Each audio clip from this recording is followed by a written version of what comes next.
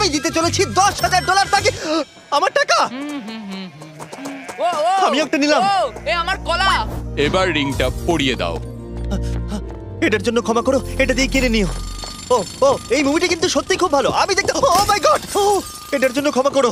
এই শোনো শোনো ওকে ও কোথায় গেল? ওই ও, দিকে। ওদিকে, ঠিক আছে। দাও। আরে হেল্প করার জন্য কিছু তো দাও। আমার টাকা ফেরত দাও।